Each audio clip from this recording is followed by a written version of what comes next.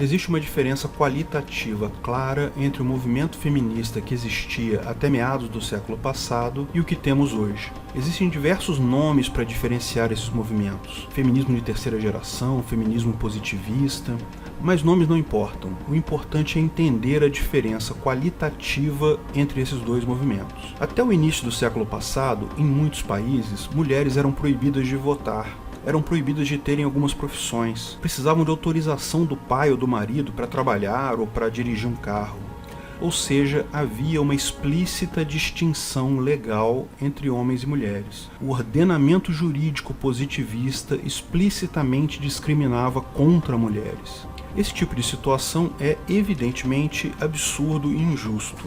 Não apenas as mulheres eram obrigadas a se submeter coercitivamente ao poder do Estado, como ainda tinham que se sujeitar a proibições legais adicionais às impostas ao resto da população. Era contra essa situação que lutavam as feministas de então. Uma luta absolutamente justa e motivada e que, felizmente, foi uma luta vitoriosa. Hoje, com exceção de alguns poucos países fundamentalistas do Oriente Médio, não há mais discriminação legal contra mulheres em nenhum outro país relevante. No ordenamento jurídico da nossa máfia local, não há qualquer distinção entre homens e mulheres hoje em dia. O movimento que vemos hoje tem uma característica diferente. Busca não apenas a igualdade legal, mas principalmente a igualdade social. Parte da constatação que existe uma discriminação social cultural contra as mulheres e que, embora a lei positivista estatal seja igualitária, na prática isso não se converte em igualdade de fato. Elas são minorias em faculdades de exatas, elas têm poucos cargos de direção nas empresas, ganham menos que a média dos homens e diversos outros pontos. Assim, seria preciso que a lei fosse no sentido contrário, incluindo discriminação a favor das mulheres, de forma a equilibrar tais relações. No anarcocapitalismo, não há leis positivas, portanto, não haveria como atender esse tipo de demanda. Isso significa que minorias ficariam desprotegidas no ancapistão?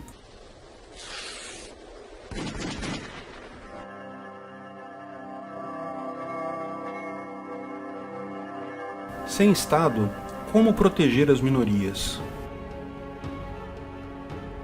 Outras minorias também têm buscado esse tipo de visão. Relações homossexuais já não são crime como já foram um dia. Casamento e adoção também já são temas superados, embora há pouco tempo. A comunidade LGBT+, não precisa mais lutar por igualdade legal, mas visando combater a cultura e costumes sociais, a homofobia, que prejudicam essa comunidade, buscam agora leis discriminatórias a favor, visando equalizar essa situação. A mesma diferença pode ser apontada com relação ao movimento por igualdade racial. Há mais de um século não há mais escravidão legal positivada sobre qualquer raça. Ninguém discute que a escravidão foi uma mácula terrível na história do mundo, particularmente na história do Brasil. O movimento abolicionista foi extremamente necessário e sua causa absolutamente justa. Escravidão fere o PNA, como eu já expliquei em outros vídeos. Mesmo após a abolição, outras leis remanescentes ainda discriminavam contra negros por muito tempo, até meados do século passado, e sempre houveram movimentos para combater esses absurdos. Hoje não há discriminação positivada contra qualquer raça, mas o movimento persiste devido à mesma visão. O movimento luta por discriminação legal favorável como uma forma de compensar dois pontos. Por um lado, entende-se que existe uma discriminação racial na sociedade e na cultura vigentes, portanto, uma motivação similar à apontada pelos movimentos feminista e LGBT, mas, adicionalmente, há uma dívida histórica, ou seja,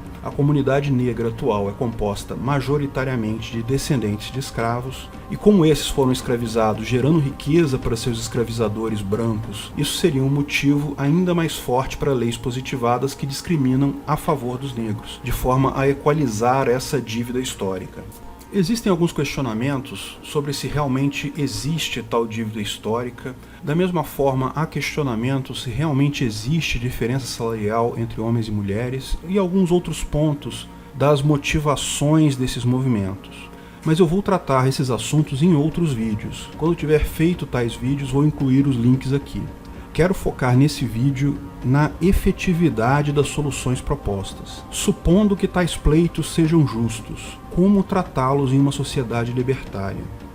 O direito de livre associação e promoção de ideias são conceitos base da ética libertária. A liberdade de expressão é um princípio basilar e absoluto. Veja outro vídeo sobre isso. Nesse sentido, é importante ressaltar que tais movimentos são válidos no anarcocapitalismo. Independente se você acha que a motivação é válida ou não, independente se você se identifica com um grupo ou não, se você concorda com as demandas ou não. Sobre a ética libertária, é forçoso reconhecer que eles têm todo o direito de levantar as pautas e buscar suas demandas. Lógico, isso deixaria de ser válido se resultasse em violência contra você ou sua propriedade. Mas cabe levantar um ponto importante. Esses movimentos buscam hoje basicamente criar leis que discriminam a favor desses grupos. Numa sociedade libertária não existem leis coercitivas, não há governo. Em tese, poderia-se dizer que a pauta deles seria inócua. Os movimentos perderiam seu propósito, visto não haver leis para criar ou alterar. Será verdade isso? Vamos começar com um outro questionamento. Esse tipo de lei discriminatória a favor de determinado grupo seria algo efetivo hoje em dia no estadistão? Existem diversos questionamentos sobre isso. Que algumas pessoas vão se beneficiar de leis discriminatórias a favor de determinados grupos, lógico que isso ocorrerá. Mas se isso é efetivo para contrapor a discriminação cultural ou social para a totalidade do grupo, isso é sim questionável. Por exemplo, o fato de 7% dos negros entrarem na faculdade devido à política de cotas não gera vantagem significativa para a grande maioria dos negros. É uma diferença grande na vida de quem se beneficiou, sem dúvida, mas são poucas pessoas. A diferença que as cotas fazem na grande maioria do grupo é nula. O efeito global, portanto, é bem pequeno. Leis que obrigam determinada porcentagem de mulheres em cargos, da mesma forma, privilegiam algumas mulheres, mas não traz vantagem para a grande maioria delas. O efeito prático, no cômputo geral, é muito pequeno. Muitas vezes levanta-se o poder educacional da lei. O fato de o governo ser uma entidade superior e estar dizendo para nós, meros indivíduos, ao aceitar tal lei, que ele acha isso certo e nós devemos nos corrigir e também passar a discriminar positivamente tais grupos. Minha opinião é que isso é balela.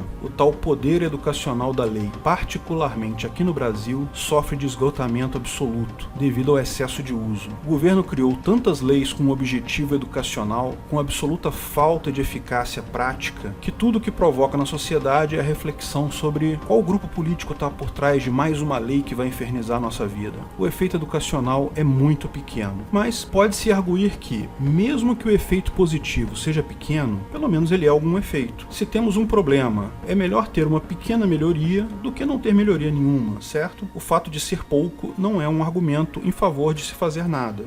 Mas a questão é que esse pequeno efeito gera uma enorme quantidade de outros problemas. Quando se discrimina favoravelmente a determinado grupo, fatalmente estamos discriminando todos que não pertencem àquele grupo. O Estado não cria nenhuma riqueza. No momento que alguém tem vantagem, outros terão desvantagem. Ninguém discorda que violência contra a mulher é algo absurdo, mas ao criar a tal lei do feminicídio, o que o governo está dizendo é, em última análise, que a vida do homem vale menos. Política de cota para negros em universidades é uma discriminação contra pessoas brancas, asiáticos e nativos americanos. Ninguém gosta de ser discriminado contra. Então, não é impossível divisar que esse tipo de ação que busca aumentar a igualdade acaba gerando animosidade e sensação de desrespeito pessoal. Além disso, começam a surgir outros problemas. Por exemplo, quem merece mais incentivos? Negros? Mulheres? LGBT+? Acaba-se criando uma hierarquia de castas de privilégio legalmente estabelecidas, cuja justificativa fica cada vez mais frágil. Qualquer que seja o modelo definido, se alguém pegar tais leis que o Estado criou, vai ser possível calcular o peso relativo que se está colocando em cada grupo com tais medidas. Isso é receita para injustiça. Estabelecer critérios de aceitabilidade de raça são outro grande problema, particularmente aqui no Brasil, onde a grande maioria da população é mestiça. Sempre se chega a soluções absurdas na prática. Autodeclaração, tribunais raciais, cor da pele, porcento de DNA, qualquer solução que se escolha tem um potencial enorme de erro e injustiça. O pequeno benefício que a gente viu dessas medidas justifica o custo? É difícil dizer. Mas vamos fazer um exercício mental. Podemos entender o problema com base num jogo de extorsão do governo sobre pessoas. Vamos imaginar que o conjunto da população listada com uma linha enorme em um critério único de desigualdade. Agora o governo vai extorquir direitos igualmente de todo o seu rebanho. Algumas pessoas ainda vão ficar tranquilas, outras vão ter grande prejuízo. O governo, vendo isso, resolve facilitar para uma determinada minoria, baixando a taxa de extorsão dessa minoria.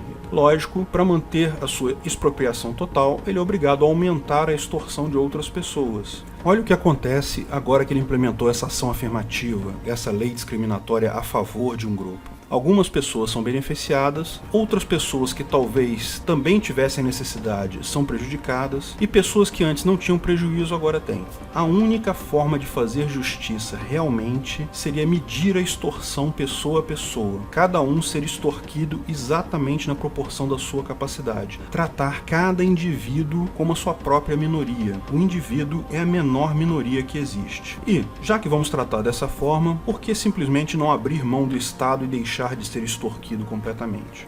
Grupos que queiram apontar injustiças e discriminações na sociedade ou na cultura são livres para fazer isso no Ancapistão também, através do convencimento voluntário de pessoas a adotar posturas e assinar leis privadas adequadas. Não é difícil imaginar uma organização que estabeleça uma lei privada, empresa amiga da mulher, que contém uma série de obrigações e normas de forma a mitigar a diferença social entre homens e mulheres. Empresas podem aceitar tal lei privada voluntariamente e assim ganhar o selo de empresa amiga da mulher, mas ninguém é obrigado a nada. Mesmo sem obrigação, é fácil ver que isso pode ser uma coisa positiva para a empresa.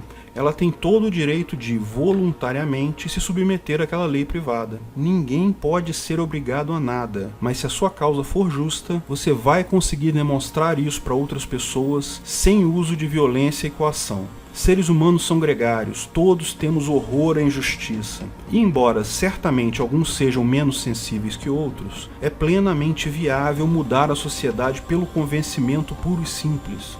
De fato, não há outras formas de mudar a sociedade, porque coação e violência não mudam nada. Ideias, somente ideias podem iluminar a escuridão.